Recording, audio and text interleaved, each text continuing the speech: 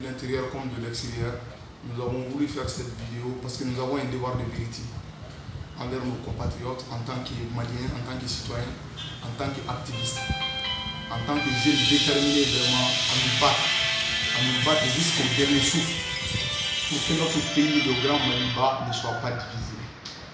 Nous allons faire un petit historique pour vous rappeler que nous avons fait appel, notre pays, le Mali, a fait appel à la France tout simplement pour venir vraiment nous aider à conquérir les territoires maliens qui étaient vraiment occupés illégalement, barbairement par les terroristes et les séparatistes. Mais malheureusement, nous constatons aujourd'hui que malgré la présence de la France, des Nations Unies ici pendant presque 10 ans, la situation sécuritaire du Mali est dégradante. Pourquoi? Parce que ces mêmes acteurs-là sont là non pour nous aider, mais pour vraiment diviser le pays. Il est temps que nous disions aux Maliens que la France n'est pas là pour sauver le Mali, que les forces onusiennes ne sont pas là pour sauver le Mali. La France est dans un schéma de recolonisation. La France est dans un esprit de recolonisation. Ils veulent recoloniser l'Afrique. Ils veulent recoloniser le Mali. La France est un État extrêmement pauvre. La France a besoin du Mali. La France a besoin de l'Afrique, tout comme les États-Unis ont besoin du Moyen-Orient. Il est temps que les Maliens comprennent cela, que nous devons vraiment nous unir comme un seul homme. Dire non à la France, dire non vraiment à l'impérialisme.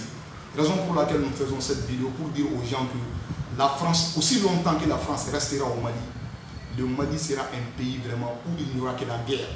Le Mali sera un pays où il n'y aura que le terrorisme. Parce que la présence de la France est justifiée par le terrorisme. La présence de la France est justifiée par la guerre.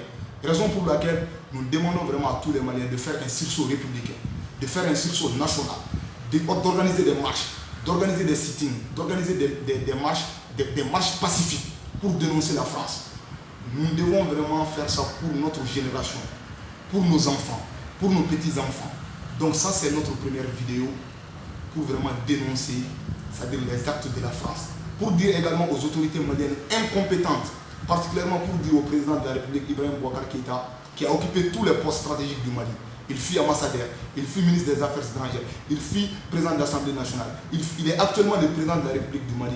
Un homme d'expérience. Nous en appelons à son expérience. Un homme avisé. Pourquoi le président Ibeka, un homme aussi expérimenté, peut laisser vraiment les Français nous manipuler de la sorte? Nous en appelons vraiment à son orgueil.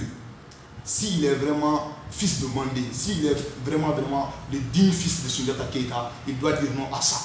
Si le président Modibo Keïta était vivant aujourd'hui, il allait retourner vraiment à sa tombe. Tellement que le Mali aujourd'hui, c'est une honte. C'est une honte.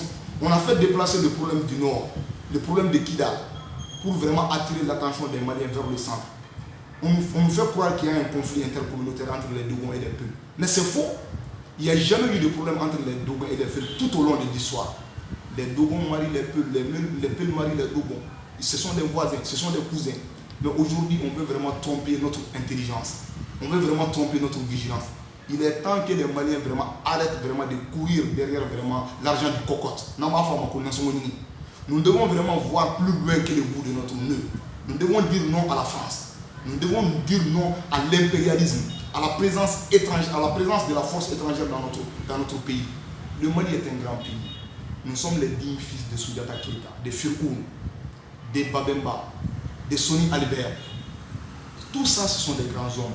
Ne sont pas vraiment des gens qui nous font vraiment réciter l'histoire. Nous avons le devoir vraiment de faire notre propre histoire.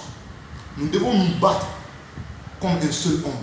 Nous devons nous battre comme si c'était la fin. Donc vraiment, j'en appelle vraiment à la jeunesse malienne de se donner la main. De se donner la main comme un seul homme. De se battre vraiment comme un seul homme. Donc sur ce, vraiment, nous vous disons à la prochaine vidéo. Merci.